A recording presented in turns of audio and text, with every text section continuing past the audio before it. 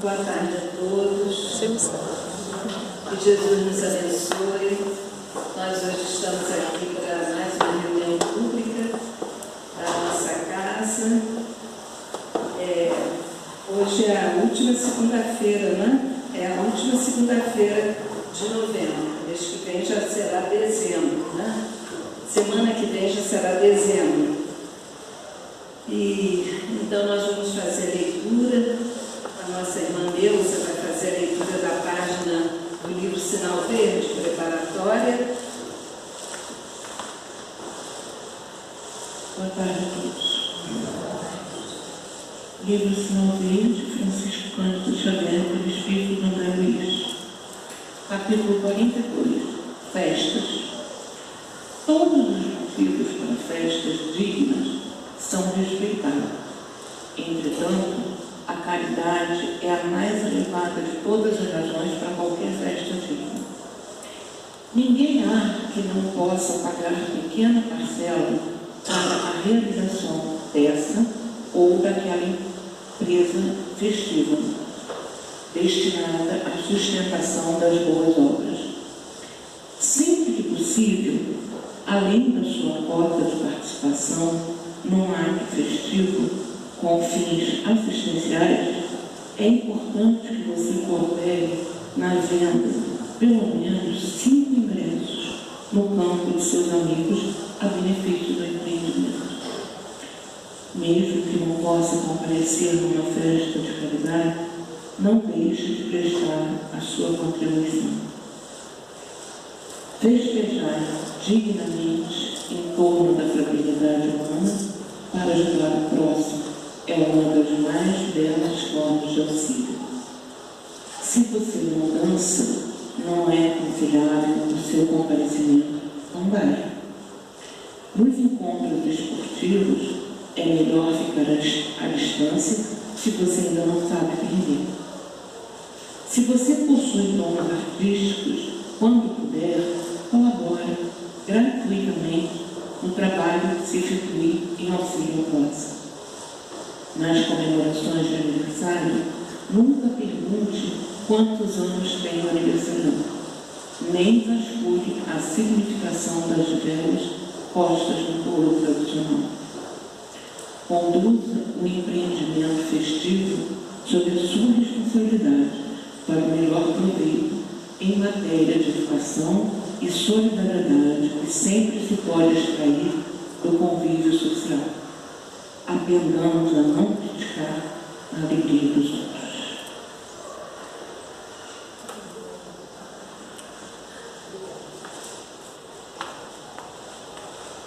Então vamos elevar o nosso pensamento a Deus neste momento, agradecendo muito a oportunidade de estarmos aqui nesta tarde tão bonita, onde o sol aparece iluminando e aquecendo a todos nós, rogando, Senhor Jesus, que o nosso irmão Pedro, que vai fazer uso da palavra, possa ser inspirado pelos amigos espirituais e nós, de nossa parte, possamos absorver os ensinamentos com humildade e desejo de mudança, Senhor.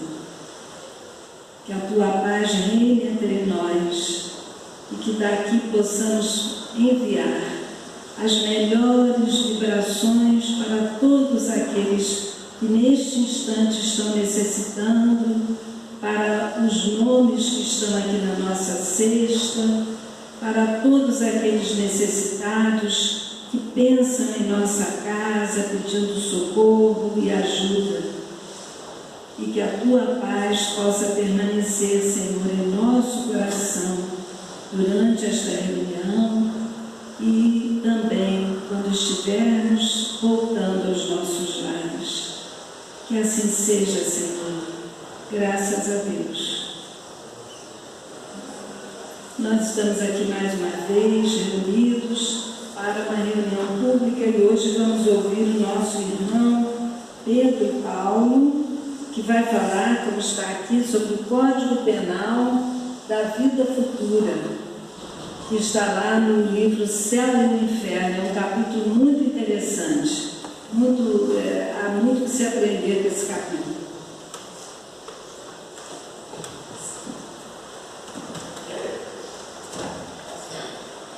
Boa tarde a todos. Bom, então, a nossa missão aqui hoje é falar, como a Islanda disse, do Código Penal da Vida Futura. Do livro Céu e Inferno, está lá na primeira parte do capítulo 7, que trata das penas futuras, e nós vamos trabalhar aqui hoje os itens 1 até o 17, porque, na verdade, são 33 itens, né? Então, não daria tempo suficiente, talvez 17, vou ter que correr um pouquinho, mas não daria tempo da gente tratar todos os 33 aqui, então nós vamos, conforme foi pedido, nós vamos trabalhar do item 1 ao item 17. Né? E aí, eu gostaria de fazer um comentário antes sobre o livro Céu e Inferno, porque é um livro que, lógico, todo o Pentateuco kardeciano é muito importante, mas é um livro que traz para a gente muitas informações justamente de como será a nossa vida futuramente, de acordo com as condições que nós vivemos aqui. Então é um livro muito interessante, traz muitas informações que eu gostaria até de destacar aqui, que já começa logo na folha de rosto do livro, né? Porque o livro é O Céu e o Inferno, ou A Justiça Divina segundo o Espiritismo. Então nós vamos falar aqui de justiça divina, de Deus, né? Essa força maior que nos orienta a todos, né? E ele vai trazer aqui várias informações, né, a respeito, para desmistificar de uma certa forma essa questão de que nós temos do temor da morte, né? Tem vários itens aqui, vamos falar sobre o céu, sobre o inferno, mas não com essa concepção que a gente tem aqui. Então o livro traz isso tudo para a gente, né? Questão de purgatório, doutrina de penas eternas, esclarece muita coisa para a gente. Então é um livro que, se vocês tiverem oportunidade de estudar, de ler, de conhecer, é muito interessante, né? E, além disso, tem a segunda parte, né, que traz, digamos assim, através da psicografia, né, dos estudos de Kardec, digamos assim, comunicações, né, mas muito interessantes, de espíritos desencarnados, né, e que passam por diversas situações, que passaram por diversas situações. Então são espíritos que chegaram ao mundo espiritual e estão felizes, são espíritos em condições medianas, espíritos sofredores, suicidas, criminosos arrependidos. Então é um livro que traz muita informação para a gente, mas muita mesmo. E eu gostaria que, se vocês tivessem oportunidade, procurem conhecer esse livro, estudar esse livro, tá ok? Bom, esse livro, na verdade, ele está baseado, né, é como se fosse um resumo do que já foi dito no Livro dos Espíritos. Kardec, na parte 4, como está aí, né, das esperanças e consolações, que trata dessas esperanças e consolações, que é o capítulo 2, e trata das penas e gozos futuros, né? E Kardec, de uma certa forma, dissecou com questões do número 958 até a 1019, ou seja, são 61 perguntas que Kardec fez, né, sobre esse tema, e que ainda no livro do Céu e Inferno traz para a gente mais informações ainda. É como se ele colocasse no livro Céu e Inferno um resumo, né, que é para a gente assimilar cada vez mais essa situação, né, da nossa vida futura, das nossas condições futuras. Ok? Então vamos lá. Código Penal da Vida Futura. Primeiramente, eu gostaria de deixar aqui para vocês o seguinte: não vamos ver, né, esse capítulo ou esse título como um código penal aos moldes que nós temos aqui, né? Porque nós estamos, como eu falei, falando de Deus, nosso Pai maior. Então Deus não é uma pessoa que pune ninguém, não está aqui para punir ninguém, nós não somos punidos por Deus. Então, diferente do que está aqui, Código Penal, vamos procurar entender de uma certa forma diferente.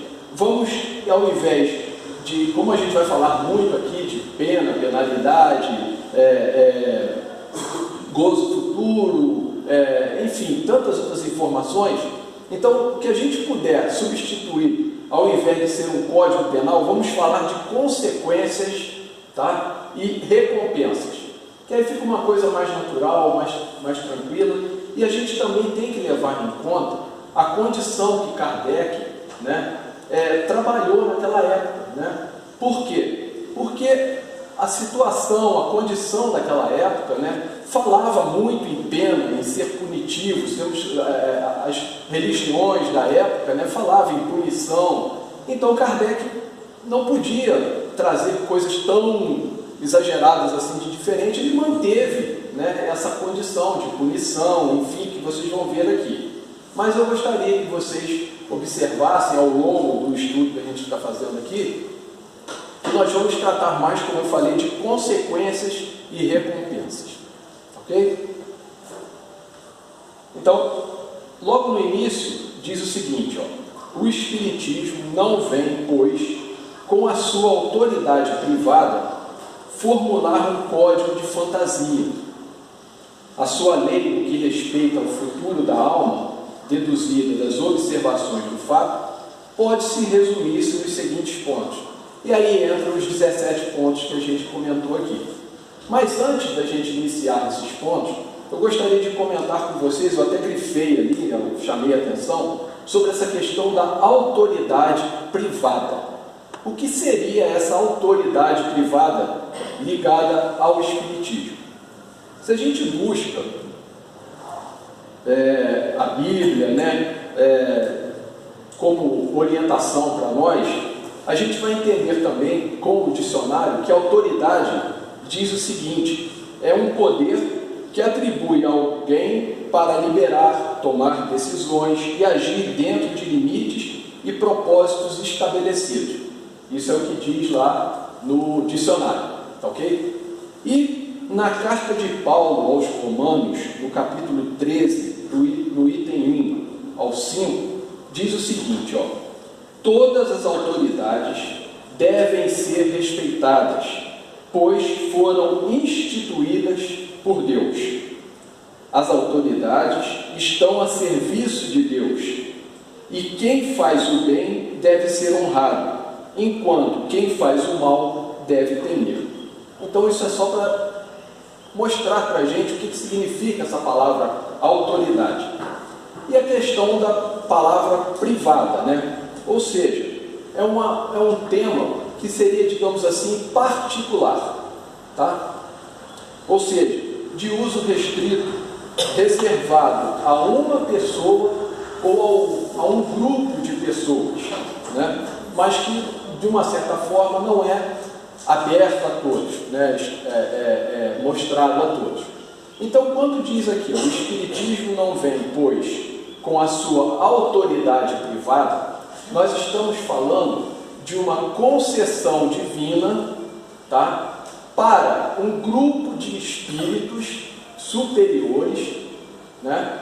Para que trouxesse, através de Kardec, essas informações, esses esclarecimentos que nós estamos colocando aqui.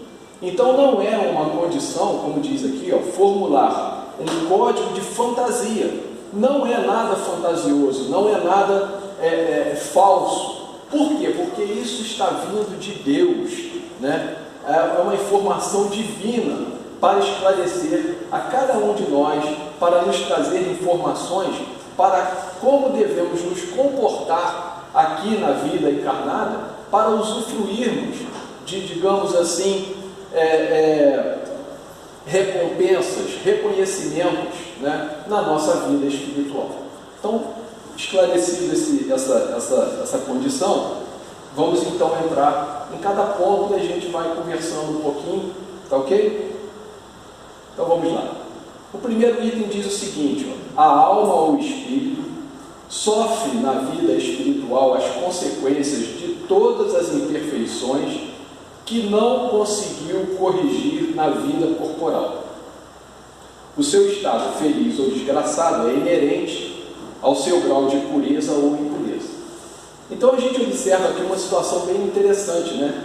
Porque as nossas atitudes, boas ou más, vão ter consequências.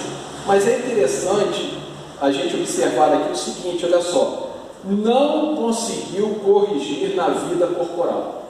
Então aqui já tem um adendo interessante para a gente observar, né? Quando a gente diz que não conseguiu corrigir na vida corporal, então a gente tem uma chance de se corrigir aqui, né? A gente observa isso, temos uma chance de nos corrigirmos aqui, né? Basta que a gente procure o caminho correto, né? Procure ações corretas nas nossas vidas, para que a gente possa usufruir disso aí, porque senão, como diz ali, ó, sofre na vida espiritual as consequências de todas as imperfeições. Nós sabemos que no estado evolutivo que nós estamos, nós ainda temos muitas imperfeições, e precisamos corrigir, né? Então aqui está mostrando isso. Existe uma possibilidade de nos corrigirmos, ok? O segundo item, a completa felicidade prende-se à perfeição, isto é, à purificação completa do espírito. Toda imperfeição é, por sua vez, causa de sofrimento e de privação de gozo, do mesmo modo que toda perfeição adquirida é fonte de gozo e atenuante de sofrimentos. Então a gente observa, né, nós podemos observar a linha que a gente está, né? Nós podemos, de uma mesma forma, ter as nossas imperfeições, como podemos ter também as nossas perfeições. Então, olha só, isso cabe a cada um de nós trabalharmos qual lado que nós vamos seguir. Nós vamos seguir o lado das imperfeições? Vamos aflorar ainda mais esse lado? Ou vamos deixar isso mais de lado e procurar trabalhar o nosso lado bom? Porque, como todos nós sabemos, nós somos filhos de Deus. Nós trazemos essa essência divina dentro de nós, né? Então é importante que a gente entenda isso e procure a cada dia, a cada momento, a cada situação, trabalhar mais esse lado nosso que é perfeito, né? Que vem dessa essência divina em nós. E deixar de lado a nossa imperfeição, porque isso, como diz aqui, causa sofrimento e a privação do gozo, ou seja, das recompensas que a gente pode colher ainda aqui, encarnados no planeta Terra. Apesar de estarmos no planeta de provas e expiações, nós temos possibilidades ainda, de acordo com as nossas ações, buscarmos situações boas para nós, melhores recompensas, né? A gente vê tanta gente que ainda consegue viver, né, com todas as atribulações que nós temos aqui, com toda a problemática que nós temos. Tem pessoas que conseguem viver moderadamente bem, né? Por quê? Porque trabalham justamente esse lado da sua perfeição, procuram agir no bem, no amor, né? Então é interessante que a gente observe esses pontos de vista que está sendo colocado. O item 3. Não há uma única imperfeição da alma que não importe funestas e inevitáveis consequências, como não há uma só qualidade boa que não seja fonte de um gozo. Então, olha só, nós podemos, né, observar isso, né, porque tudo vai ser levado em conta nas nossas atitudes. Nós podemos errar em algumas coisas? Podemos. Não devemos, não deveríamos, mas a gente acaba cometendo alguns equívocos, alguns enganos, até por conta da nossa condição atual, né? Mas tudo isso vai ser levado em consideração, né? Deus, na sua perfeição, vai levar em consideração todas as nossas atitudes boas, em contrapartida, para talvez até minimizar as nossas imperfeições, né? Mas não vai ficar nada sem que a gente cumpra o que tem que ser cumprido, né? Nada vai passar em branco aos olhos de Deus, né? Então, a gente precisa estar sempre atento, né, nessas condições. A soma das penas é assim proporcionada à soma das imperfeições, como a dos gozos proporcionada às da qualidade, né? Nós temos as nossas qualidades, ou melhor, nós desenvolvemos qualidades ao longo da vida, né? Porque nós trazemos em nós, né, lembranças que nós temos e vamos desenvolvendo isso gradativamente, né? Nós vamos trazendo essas lembranças, vão vindo à nossa mente, né?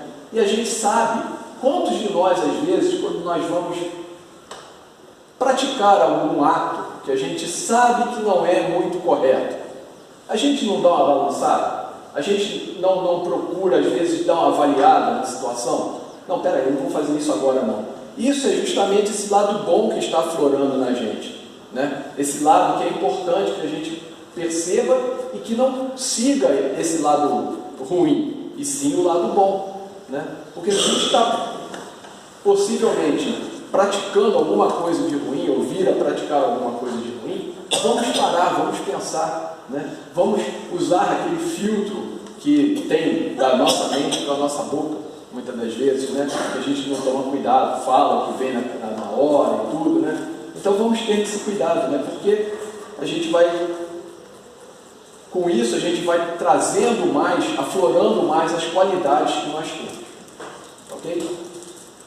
A alma que tem 10 imperfeições, por exemplo, sofre mais do que a que tem 3 ou 4. E quando dessas 10 imperfeições não lhe restar mais que metade, ou um quarto, menos sofrerá.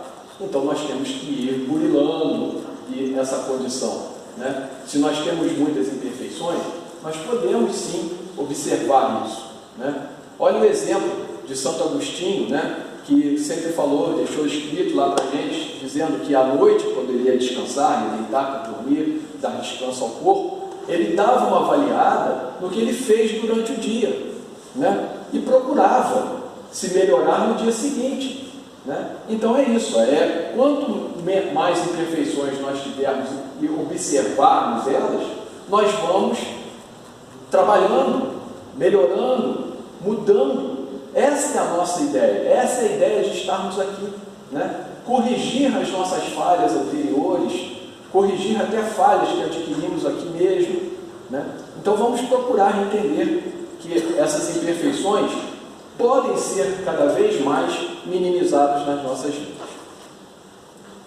De todo extintas, então a alma será perfeitamente feliz. Também na terra, que tem muitas moléstias, sofre mais do que quem tenha apenas uma ou nenhuma. Pela mesma razão, a alma que possui 10 perfeições tem mais gozos do que outra menos rica de boas qualidades. Vou fazer uma pergunta para vocês. Chico Xavier sofreu enquanto estava aqui encarnado? Sofreu, né? Mas o que ele fez desse sofrimento? Ele conseguiu superar esses sofrimentos. A resiliência dele foi muito maior do que ele se entregar ao sofrimento. Porque era muito fácil ele ficar reclamando, por exemplo, do problema que ele tinha nas vistas e não seguir adiante. Mas não, ele foi resiliente com toda a problemática que ele tinha, ele deu continuidade ao trabalho que era a missão dele. E com isso, provavelmente, ele minimizou mais o problema dele que ele tinha e aflorou nele qualidades. Então é isso que a gente precisa entender. E é isso que a doutrina traz para a gente, né? Através de todos os livros e em especial desse livro que a gente está trabalhando hoje. O item 4. Em virtude da lei do progresso, que dá a toda a alma a possibilidade de adquirir o bem que lhe falta, como de despojar-se do que tem de mal, conforme o esforço e vontade próprios, temos que o futuro é aberto a todas as criaturas. Deus não repudia nenhum de seus filhos, antes recebe-os em seu seio à medida que atinge a perfeição, deixando a cada qual o mérito das suas obras. Então olha que coisa bonita, né, da gente observar, né? Depende do nosso esforço, depende de nós buscarmos essa melhoria, né? Porque Deus não vai deixar ninguém, como se diz, né? Nenhuma ovelha ficará afastada de mim, nenhuma das minhas ovelhas, né? Todas serão recuperadas. Até, a gente pode imaginar aqui, até o pior espírito que suponhamos tenha encarnado aqui na Terra e tenha feito coisas terríveis, esse espírito, que é um irmão nosso, ele vai ser recuperado também, ele vai ter as oportunidades dele para se recuperar. Não é só Deus que vai pensar, não, agora está tudo resolvido, não. Ele vai ter que mostrar o esforço dele. É isso que está dizendo aqui. É vontade própria, né? Então, observem bem, meus irmãos, a importância desse capítulo para nós, né? Está nas nossas mãos, essa mudança, essa melhoria, está simplesmente nas nossas mãos, né? Exemplos a gente tem aí aos montes, né? Que a gente pode seguir ou observar as nossas falhas, aonde que nós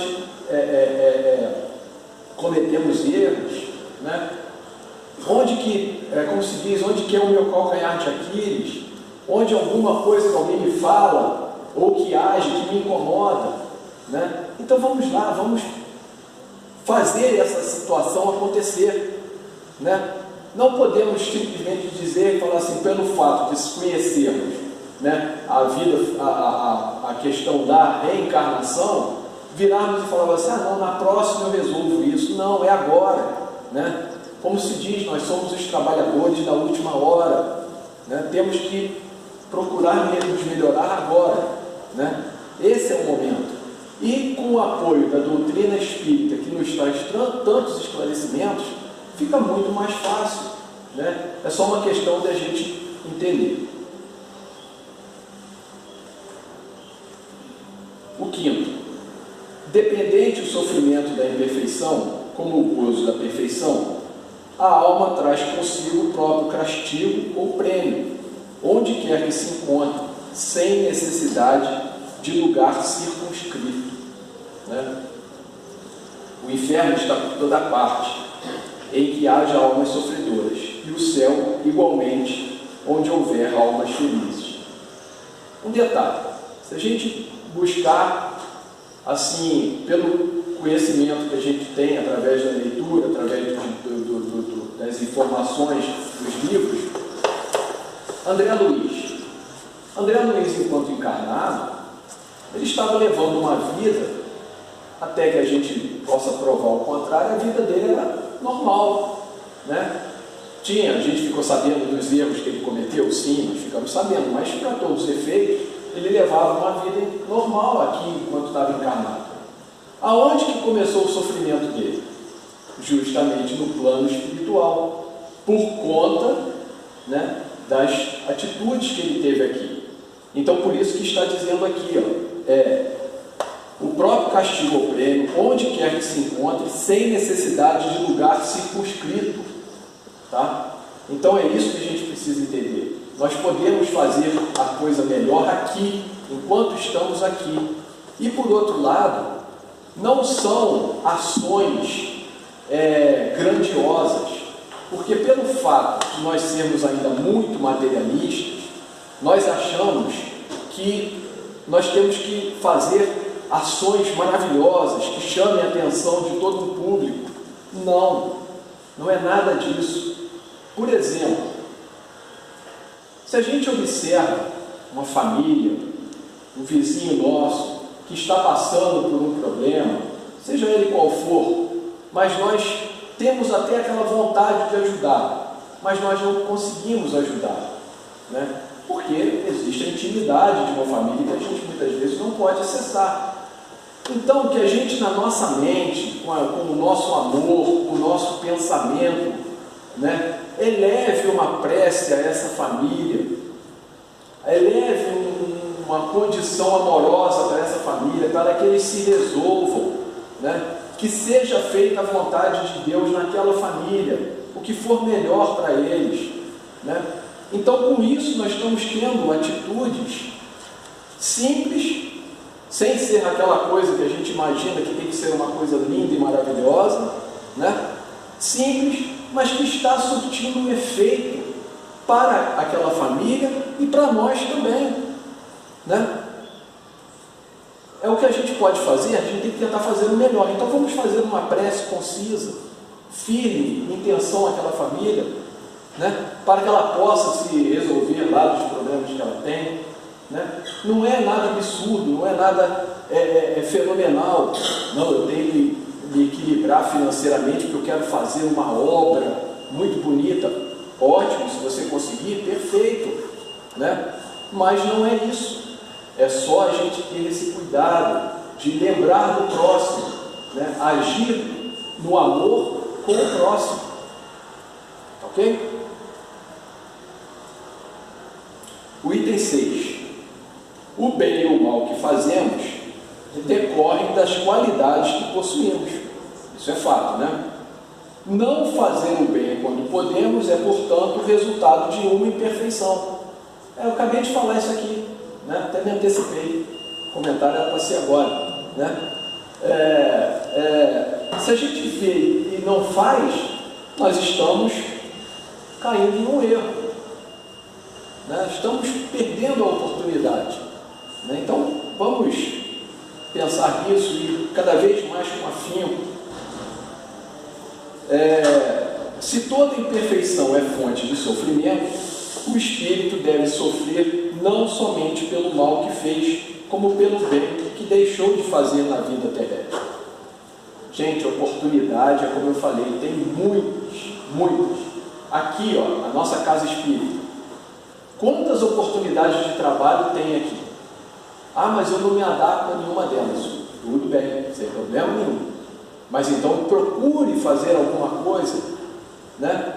Não é só aqui dentro da casa espírita. Lógico que se fizermos aqui, é muito bom. Mas se a gente se identificar, se nos identificarmos com uma outra casa, uma outra doutrina, que a gente possa ir lá e ajudar, isso é que importa. Nós estamos fazendo alguma coisa de útil para alguém, né? E isso vai somando na nossa evolução espiritual, né? Existem tantas igrejas aí que têm trabalhos tão bonitos. Não temos que ser preconceituosos com nada, né? Preconceito não existe dentro da doutrina espírita, né? Nós temos que, olha, eu me sinto melhor lá, então vai lá, faz o teu trabalho lá, vem aqui na nossa casa, estuda, conheça os ensinamentos da doutrina, né? Mas sejamos ativos, façamos alguma coisa, começando dentro da nossa casa, né? Com as nossas atitudes junto aos nossos amigos, nossos parentes, nossos filhos, esposas, maridos, né? Então é isso, é essa mudança que a doutrina vem mostrando para a gente. Não é Kardec que quer que a gente mude, não. É Deus, nosso Pai maior, porque por isso que eu falei lá no começo, não vamos ver isso daqui, esses ensinamentos como punição, e sim como reconhecimento, consequência do bem que praticamos e do mal que muitas vezes erramos também. O item 7. O espírito sofre pelo mal que fez, de maneira que, sendo sua atenção constantemente dirigida para as consequências desse mal, melhor compreende os seus inconvenientes e trata de corrigi-los. É isso, a gente tem que estar muito atento a essa situação. Por quê? Porque, primeiro, que nós temos já a dificuldade natural, como eu falei, de sermos materialistas. Por outro lado, a gente precisa estar atento também, porque a gente sabe que existem companheiros nossos, irmãos nossos, que estão aqui nos influenciando constantemente. E que sabem das nossas boas intenções, como também já sabem das nossas más intenções, das nossas más tendências, né? E eles, sabendo disso, se eles estiverem com aquele propósito de nos atrapalhar, eles vão nos influenciar sim para errarmos, para nos equivocarmos, né? Para que a gente não tenha uma caminhada tão tranquila como deveria ser. Então é isso, né? É a atenção que a gente tem que ter constante para as consequências desse mal, né? Porque, infelizmente, a gente tem que ter esse cuidado. A gente pode estar aqui fazendo uma palestra, Isaura acompanhando, e numa saída que a gente dá aqui, a gente leva uma fechada com o carro e aí pronto, né? Vai tudo para o espaço, joga tudo pronto, né? Ou chega em casa, vê acontece, tem uma situação lá, mas eu não esperava isso agora e tal, se desespera. Então, olha isso, é isso. É a atenção que a gente tem que ter. Tá bom? O item 8. Sendo infinita a justiça de Deus, o bem e o mal são rigorosamente considerados, né?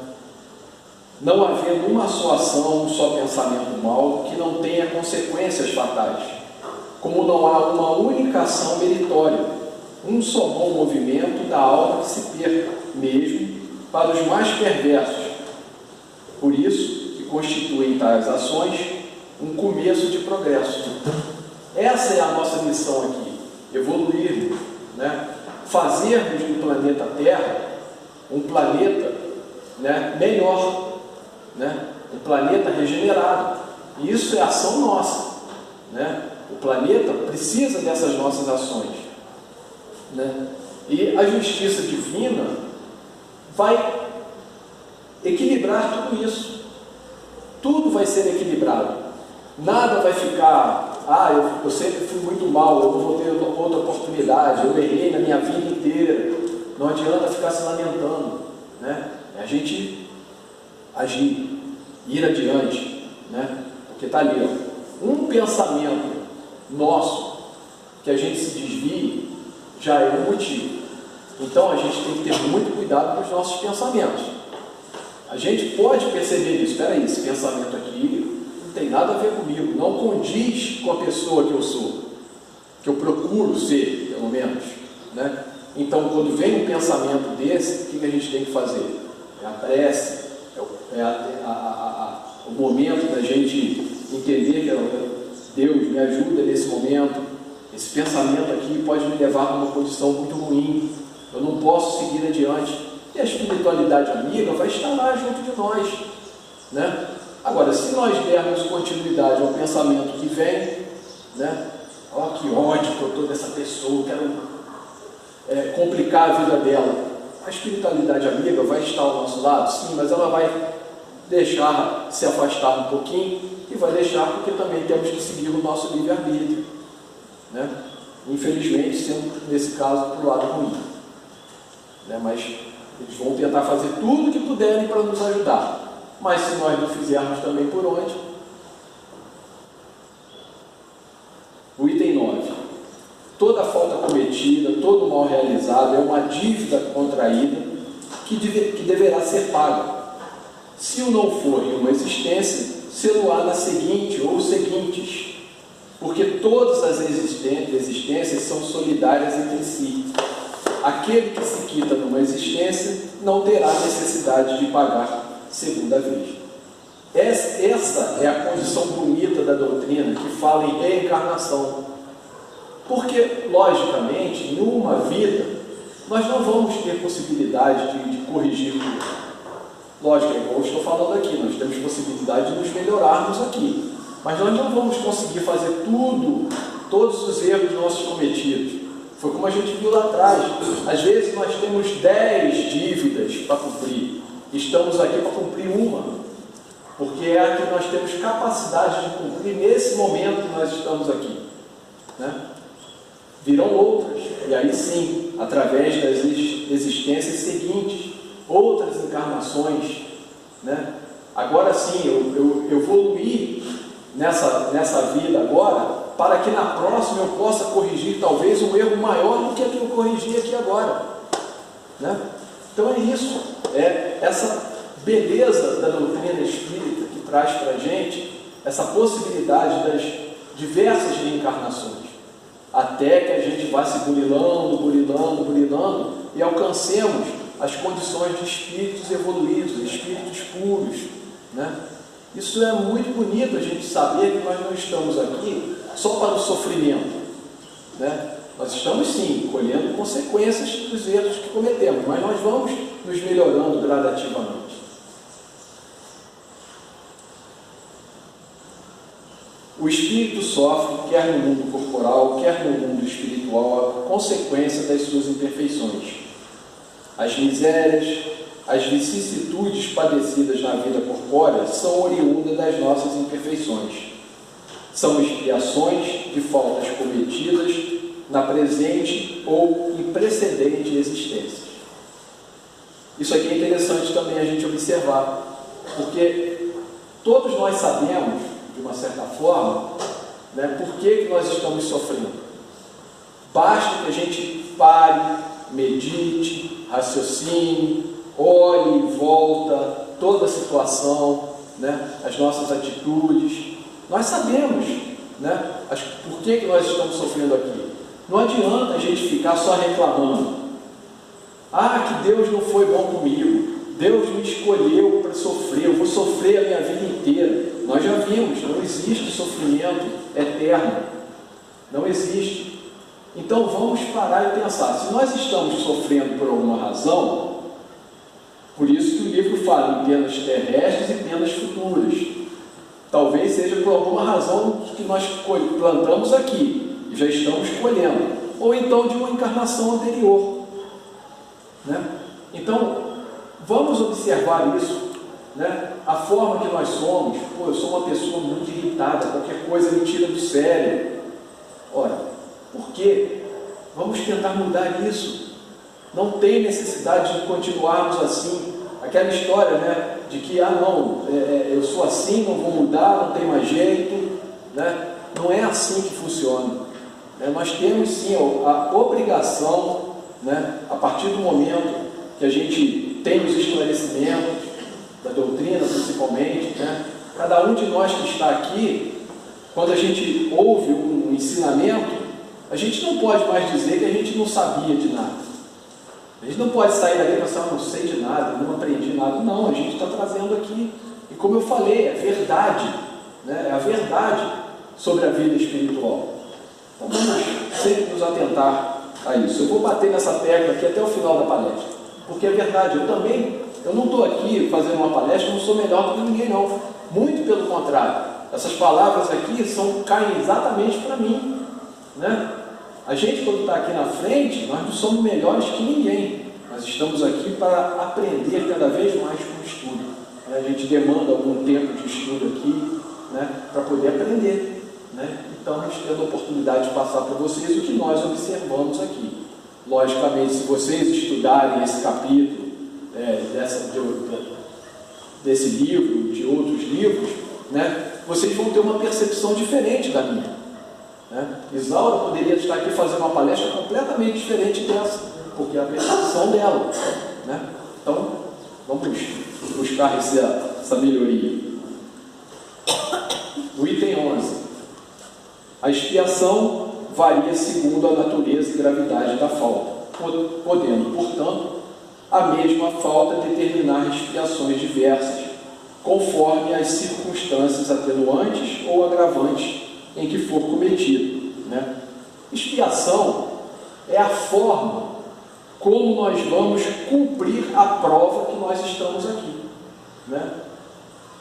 Não é pelo fato de, numa encarnação, eu ter cometido um assassinato e estar aqui novamente encarnado, que a pessoa que foi assassinada por mim, ela tem que vir e me matar.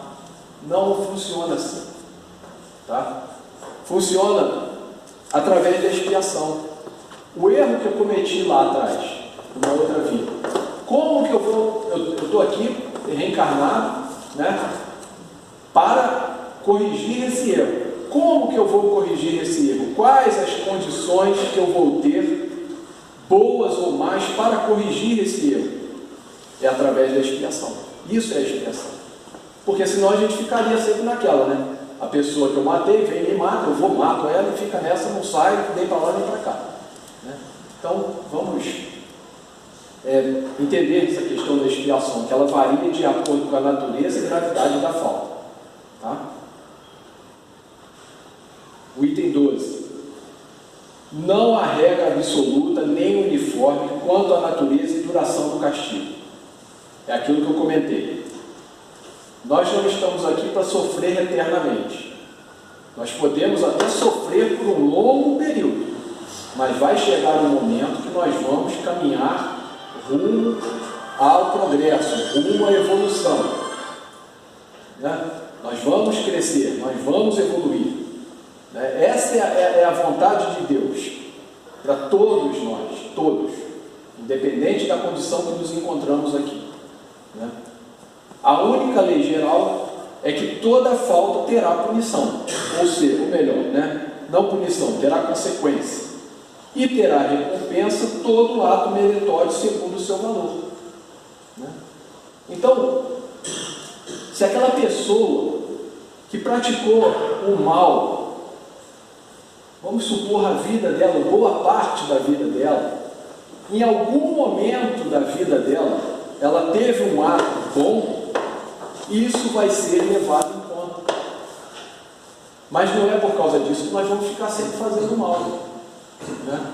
Que a gente está vendo aqui, vamos ser punidos, vamos ter consequências, né? Então, é só uma questão da gente se adaptando à situação, ir entendendo o nosso ponto de vista, a situação que nós vivemos, né? Para ir melhorando, né? Modificando. O item 13. A duração do castigo depende da melhoria do espírito culpado. Nenhuma condenação por tempo determinado lhe é prescrita. O que Deus exige por termo de sofrimentos é um melhoramento sério, efetivo, sincero, de volta ao bem. Não adianta ser só da boca para fora. Ah, eu vou me melhorar. E continua.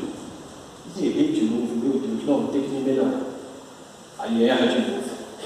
Não, agora sim, agora eu aprendi a lição.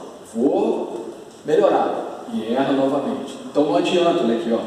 É sério, efetivo, sincero, né? De volta ao bem. Por que de volta ao bem? Porque a gente está caminhando pelo lado ruim, né?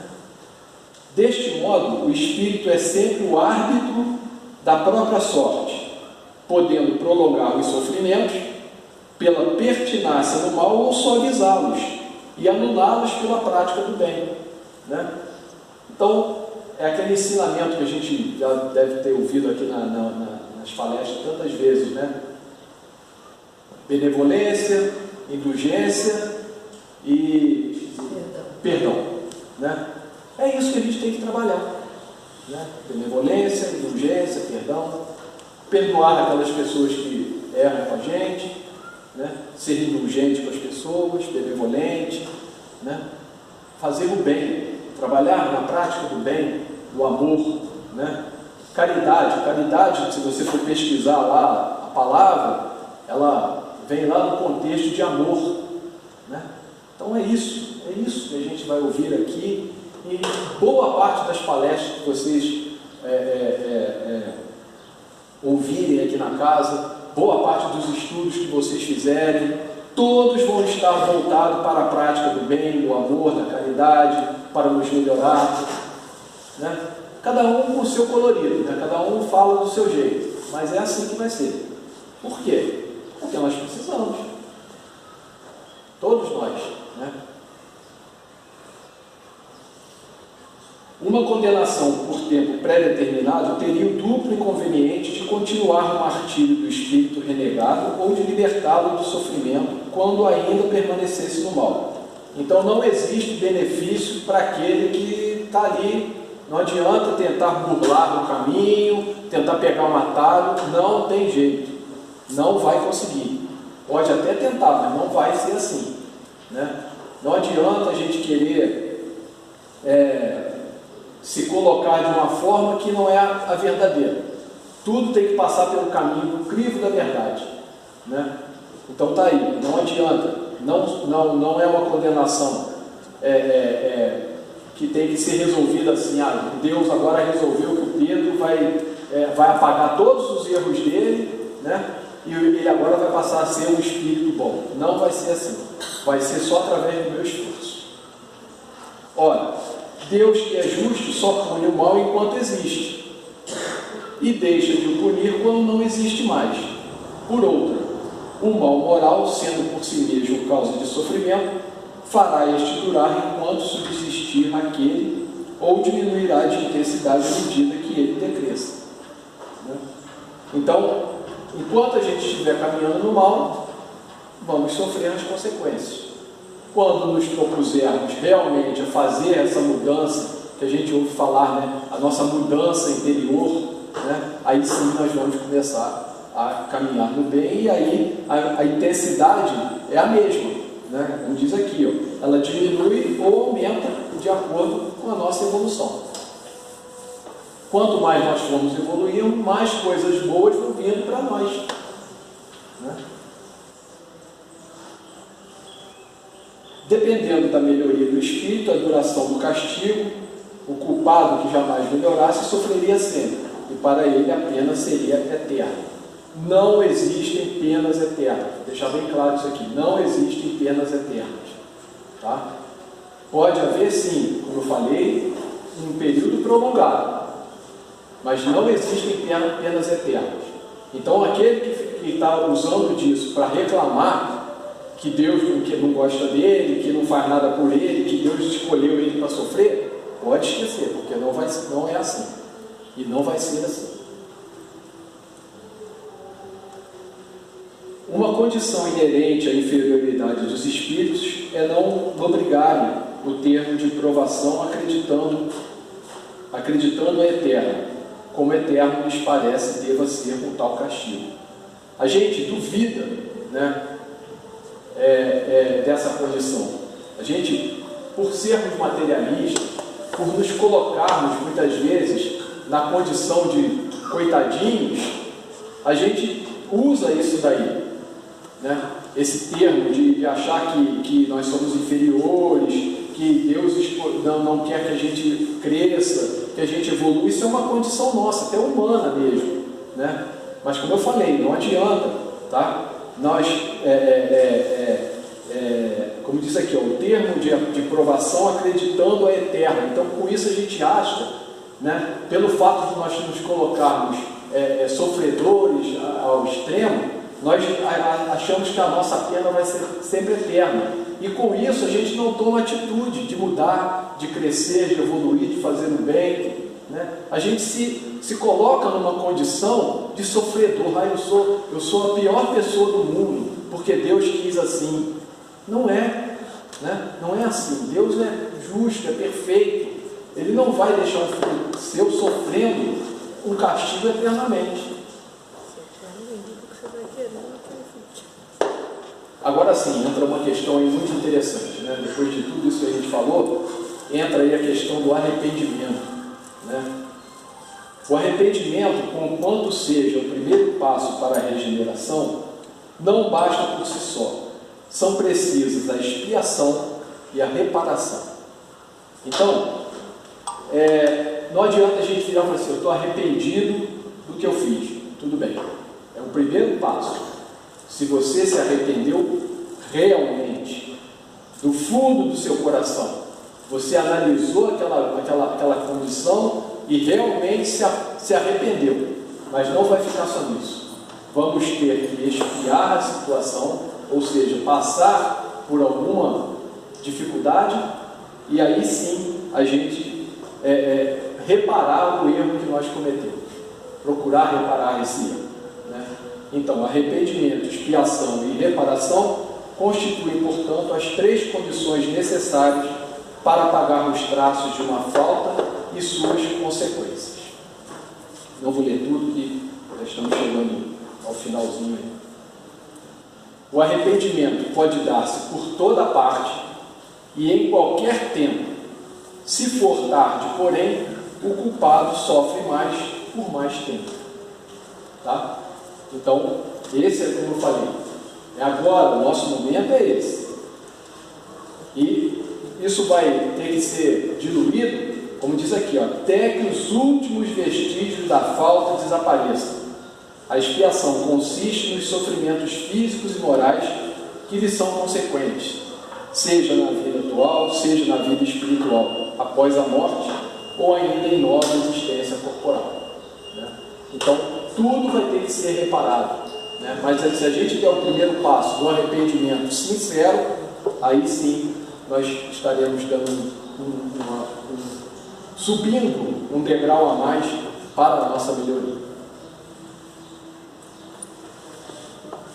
Quem repara os seus erros numa existência, quem não repara os seus erros numa existência por fraqueza ou má vontade, achar-se-á numa existência ulterior em contato com as mesmas pessoas que de si tiveram queixas em condições voluntariamente escolhidas, de modo a demonstrar-lhes reconhecimento e fazer-lhes tanto bem quanto mal lhes tenha feito.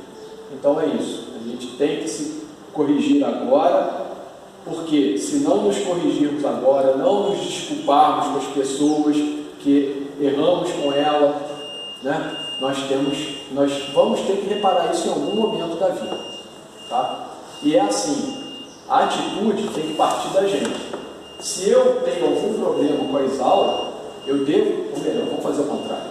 Se a Isaura tem algum problema comigo e ela chegar para mim e me pedir desculpa, perdão pelo erro que ela cometeu, ela tomou a atitude.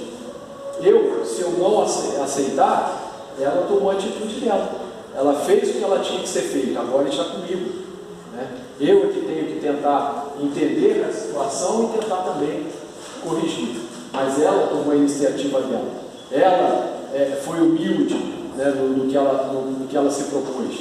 Aí sim, ela já está, de uma certa forma, bem diante de Deus. Ela deu um passo adiante. Eu ainda, pelo fato de não ter perdoado, eu ainda não estou.